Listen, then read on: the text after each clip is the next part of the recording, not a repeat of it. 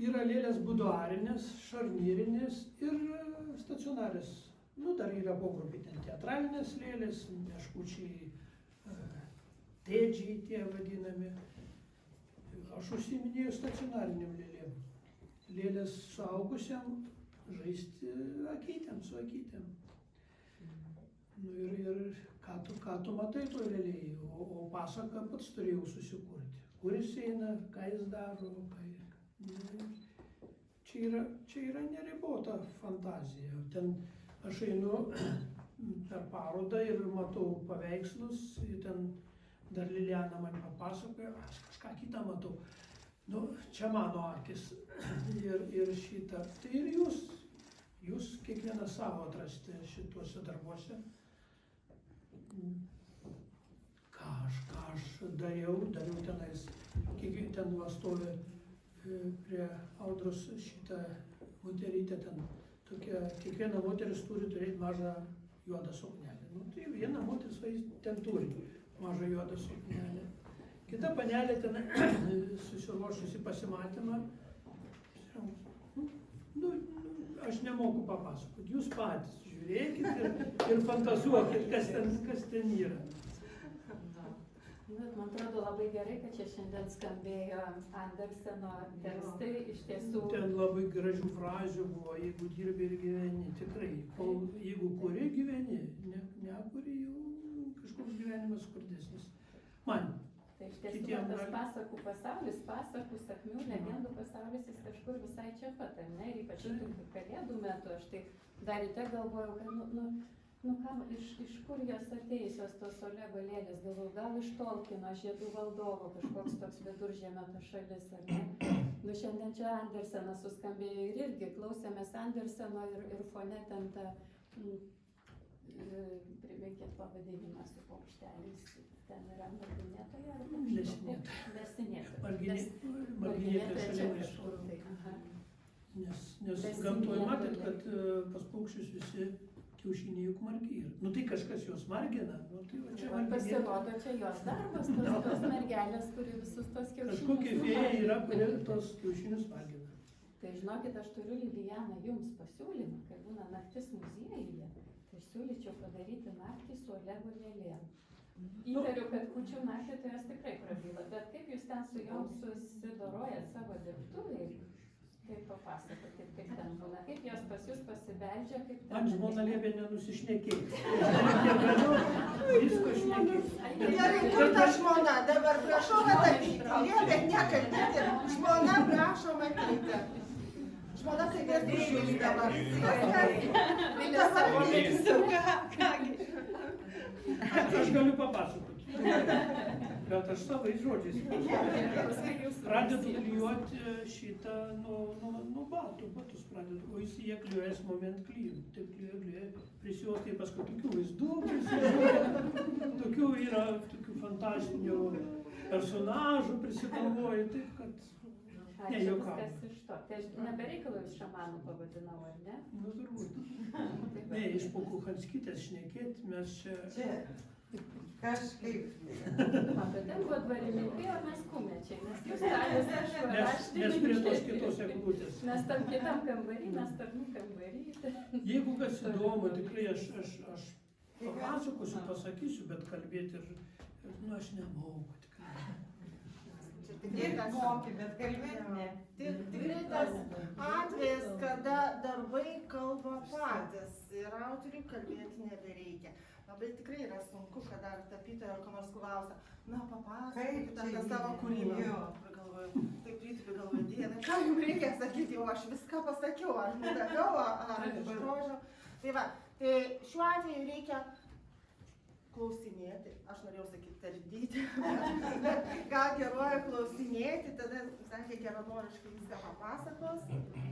Tų lėlių aš tikrai daug esu padaręs, aš nežinau, 100 gal nesu padaręs, bet jos iškeliauja ir negrįžtamai. Gaila? Skirtis? Ne.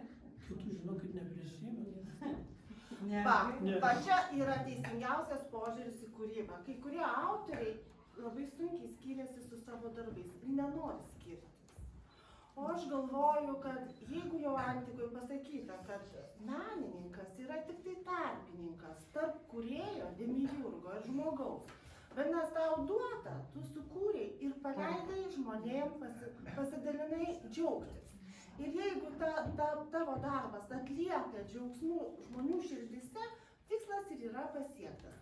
Aš labai džiaugiuosi, kad jūs esate šitas žmogus, kuris dalinasi savo širdies gerumu ir meilę ir to grožio, kurį matote, to stebuklų pasaulio, to pasakiškų pasaulio. Ne veltui šita paroda yra kalėdiniu laikotarpiu. Ji tikrai yra stebuklinga ir kalėdų metas.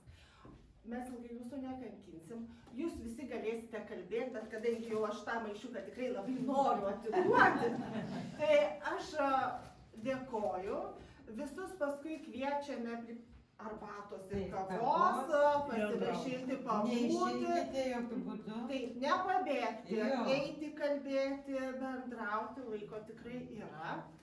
Džiaugsmo sekmadienį šiandien. Džiaugsmo. Tai pasidžiaugti. Ačiū labai. Ačiū, Lilija. Ačiū labai.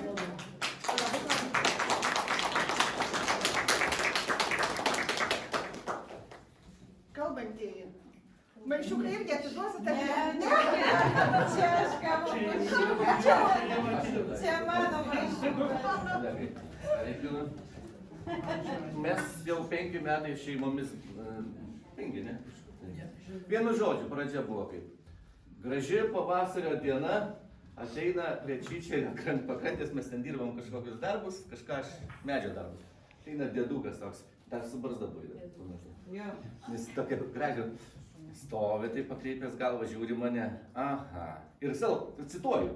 Ir aha, pats dirba medžio darbus. Reiškia biednas. Jeigu biednas, galim draugauti. Tai noriu pasakyti, kad jisai ne tik tai va šitos žmogeliukus drožė, bet drožė ir kitų žmonių susidūrusius su jais charakterius.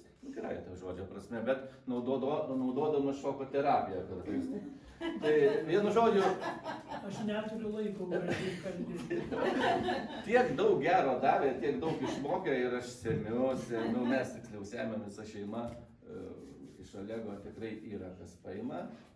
Ir Olegai negailėk ir dar su mumis dalinkis, ne tik su mumis, su visais. Tai va, linkiu tau sveikatos nuo mūsų šeimos ir tikėkime, kad mes gražiai ilgai bendrausim toliau. Ačiū labai. Daugelį. Ne, Bucki. Aš tik Bucki. O gėlės pilkajam Olego kardinolui. Ačiū, Gėlė. Kad suprastumėt, koks stebukladarys yra Olegas, tai žinokit, iš ko gimsta lėlės. Noriu, kad išdroščiau.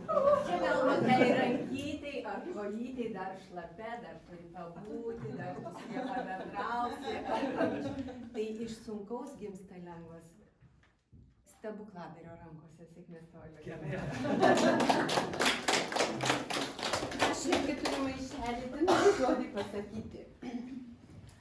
Olegą pažįstu nuo jaunystės laikų.